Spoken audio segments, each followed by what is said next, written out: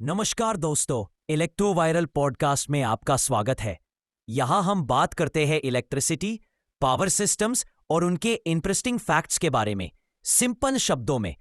तो चलिए शुरू करते हैं आज का एपिसोड। नमस्कार। आज हम बिजली की दुनिया के एक ऐसे गुमनाम हीरो पर बात करने वाले हैं जिसके बिना शायद हमारी आज की जिंदगी चल ही नहीं पाती।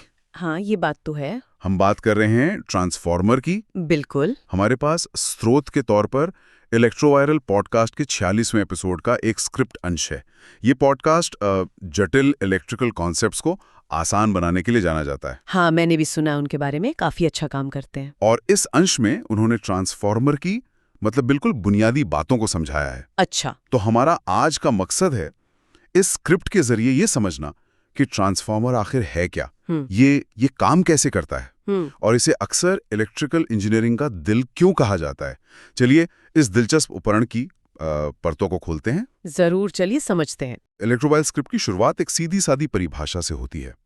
वो कहते हैं कि ट्रांसफॉर्मर एक स्थिर उपकरण है, यानी एक स्टैटिक डिवाइस। हाँ, स्थिर उपकरण। अब ये स्थिर शब्द सुनने में सामान्य लगता है, लेकिन इलेक्ट्रिकल इंजीनियरिंग में इसके मायने शायद गहरे हैं, है ना? बिल्कुल। स्थिर का मतलब है कि इसमें कोई घूमने वाला पुर्जा नहीं है, जैसे मोटर या जनरेटर में होता है ना, वैसा कुछ नहीं। अच्छा। और ये बात बहुत महत्वपूर्ण है, क्योंकि इससे देखिए दो बातें साफ होती हैं। पहली, ये ज्यादा भरोसेमंद होते हैं। भरोसेमंद? हाँ। क्यों? क्योंकि घिसने वाले पार्ट्स कम हैं या है ही नहीं। दूसरी, इनके रखरखाव की जरूरत भी कम पड़ती है। हाँ, ये तो लॉजिकल है। आप सोचिए, हमारे पावर ग्रिड में लाखों ट्रांसफार्मर लगे हैं। अगर उन सब में घूमने वाले पुर्जे होते तो उन्हें चालू रखना कितना मुश्किल होता। सही कहा, ये तो बहुत व्यवहारिक बात हुई। और स्क्रिप्ट आगे बताती है कि इसका मुख्य काम वोल्टेज को बदलना है, बढ़ाना या घटाना। जी, स्टेप अप या स्टेप डाउन। हाँ, लेकिन एक शर्त के साथ, बिना फ्रीक्वेंसी बदले। ये फ्रीक्वेंसी वाली बात क्यों जरूरी है? देखिए, ये ऑल्टरनेटिंग करंट एसी सिस्टम्स के लिए बेहद जरूरी है। हमारे घरों और इंडस्ट्रीज में जो बिजली आती है उसकी एक तय फ्रीक्वेंसी होती है। हाँ, 50 हर्ट्ज भारत में। बिल्कुल, भारत में 50 हर्ट्ज, अमेरिका में 60 हर्ट्ज। अगर ट्रांसफार्मर वोल्टेज बदलने के साथ फ्रीक्वेंसी भी बदल देता तो हमारे उपकरण ठीक से काम नहीं कर पाते। खराब भी हो सकते हैं। हाँ, शायद खराब भी हो जाते। तो ग्रिड की स्थिरता के लिए फ्रीक्वेंसी का एक समान रहना अनिवार्य है। ट्रांसफार्मर ये सुनिश्चित करता है कि वोल्टेज चाहे कितना भी बदले, फ्रीक्वेंसी वही रहे। समझ गया। और इसी वोल्टेज बदलने की क्षमता के आधार पर, जैसा कि स्रोत बताता है, ये स्टेप अप या स्टेप डाउन कहलाता है।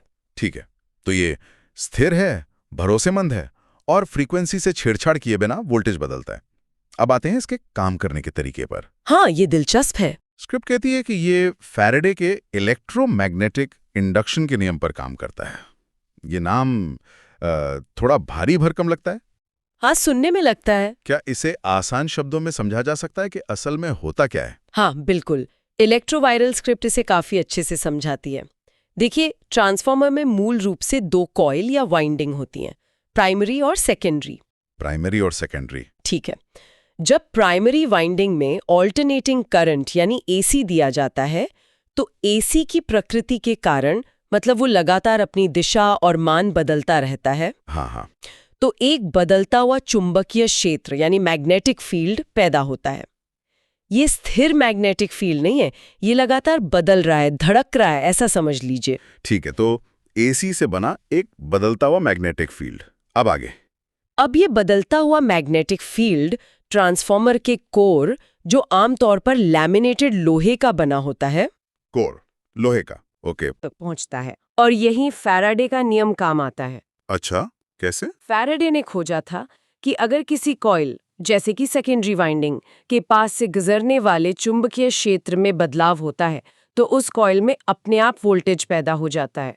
अपने आप? जी, इसे इंड्यूस्ड वोल्टेज कहते हैं, क्योंकि प्राइमरी का मैग्नेटिक फील्ड लगातार बदल रहा है, वो सेकेंडरी में वोल्टेज इंड्यूस कर देता है। मतलब प्राइमरी का करंट एक तरह का मैग्नेटिक संदेश भेजता है कोर के जरिए। हाँ, कह सकते हैं। और सेकेंडरी वाइंडिंग उस संदेश को पढ़कर अपना वोल्टेज बना लेती है। हाँ, आप बिल्कुल ऐसा कह सकते हैं। ये मैग्नेटिक कपलिंग है और ख़ास बात यह है, जैसा स्क्रिप्ट जोर देकर कहती है, कि प्राइमरी और सेकेंडरी वाइंडिंग के बीच कोई सीधा तार का कनेक्शन नहीं होता। कोई फिजिकल कनेक्शन नहीं, वो फिजिकली अलग अलग होती हैं। ये प्रक्रिया म्यूचुअल इंडक्शन या आपसी प्रेरण कहलाती है। एक कॉइल का करंट दूसरी में वोल्टेज प्रेरित कर रहा है, सिर्फ बदलते हुए चुंबकीय क्षेत्र के माध्यम से। ये बात मुझे हमेशा हैरान करती है, मतलब बिना तारों के जुड़े हुए ऊर्जा एक सर्किट से दूसरे में चली जाती है। ये तो लगभग जादू जैसा लगता है। इंजीनियरिंग का जादू कह सकते हैं, और इसीलिए इलेक्ट्रोवायर स्क्रिप्ट इसे महज वोल्टेज बदलने वाला उपकरण नहीं, बल्कि एक एनर्जी ट्रांसफर डिवाइस कहती है। एनर्जी ट्रांसफर डिवाइस, हाँ ये सही है। ये असल में इलेक्ट्रिकल एनर्जी को प्राइमरी सर्किट से सेकेंडरी सर्किट में ट्रांसफर कर रहा है। ये ट्रांसफर पूरी तरह से उस बदलते हुए चुंबकीय क्षेत्र पर निर्भर करता है जो कोर के माध्यम से दोनों वाइंडिंग्स को जोड़ता है। और इस बिना जुड़े ट्रांसफर का क्या कोई और फायदा भी है सिवाय इसके कि ये काम करता है? हाँ, इसका एक बहुत बड़ा फायदा है इलेक्ट्रिकल आइसोलेशन। आइसोलेशन मतलब? क्योंकि प्राइमरी और सेकेंडरी सर्किट सीधे जुड़े नहीं हैं, इसलिए प्राइमरी तरफ की कोई गड़बड़ी, जैसे कोई हाई वोल्टेज सर्ज या फॉल्ट हो गया, वो सीधे सेकेंडरी तरफ नहीं पहुंच पाती। ये सुरक्षा के लिहाज से बहुत महत्वपूर्ण है, खासकर उन उपकरणों के लिए जो हम सीधे इस्तेमाल करते हैं। अच्छा, ये तो सेफ्टी फीचर हो गया एक तरह से। बिल्कुल। साथ ही ये सर्किट डिजाइन में लचीलापन देता है। आप दो ऐसे सर्किट्स को जोड़ सकते हैं जिनके ग्राउंड लेवल अलग अलग हों, बिना किसी समस्या के। अच्छा, तो ये सिर्फ ऊर्जा ट्रांसफर नहीं, बल्कि सुरक्षा और स्थिरता भी प्रदान करता है। ये तो वाकई बहुआयामी उपकरण है। स्क्रिप्ट आगे इसके इस्तेमाल पर भी बात करती है। सूची तो काफी लंबी है। घर, इंडस्ट्रीज, पावर स्टेशन, लगता है जैसे ये हर जगह है। बिल्कुल, जहां भी बिजली का बड़े पैमाने पर इस्तेमाल होता है, वहां ट्रांसफार्मर की भूमिका होती ही है। स्क्रिप्ट में कुछ प्रकारों का जिक्र भी है।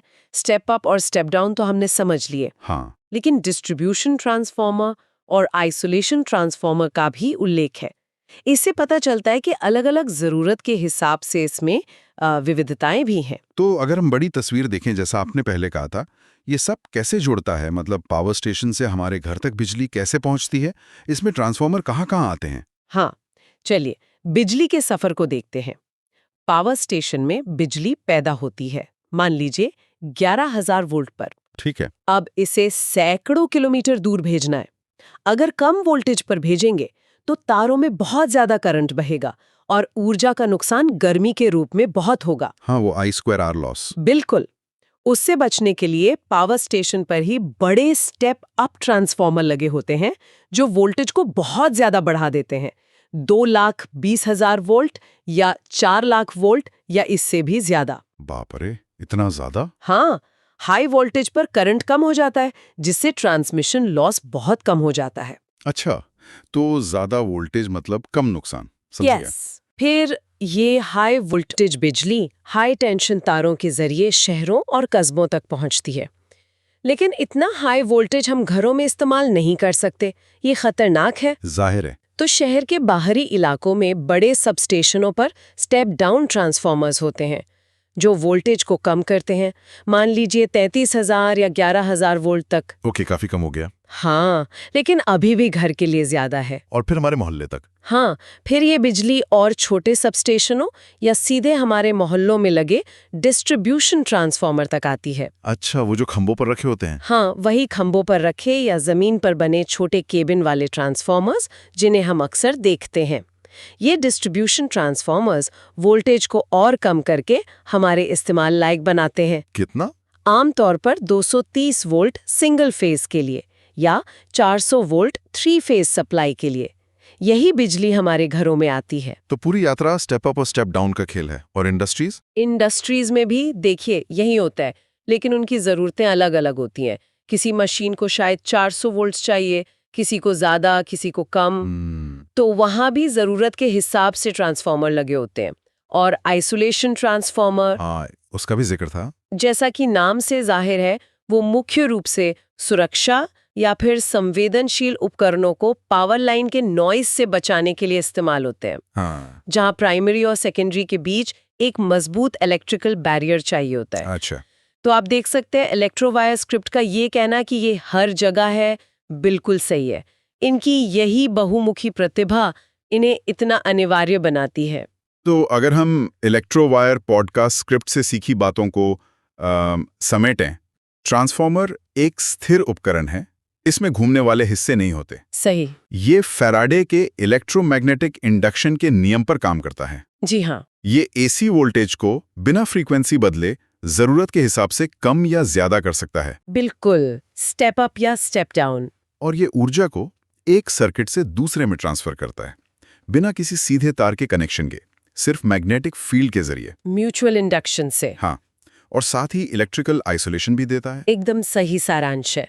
और अब हम उस बात पर वापस आ सकते हैं जो स्क्रिप्ट कहती है कि ये इलेक्ट्रिकल इंजीनियरिंग का दिल है। हाँ, दिल। ये सिर्फ एक उपमा नहीं है। सोचिए, अगर ट्रांसफॉर्मर न होता तो क्या हम एसी पावर को इतनी कुशलता से लंबी दूरियों तक भेज पाते? शायद नहीं। शायद नहीं।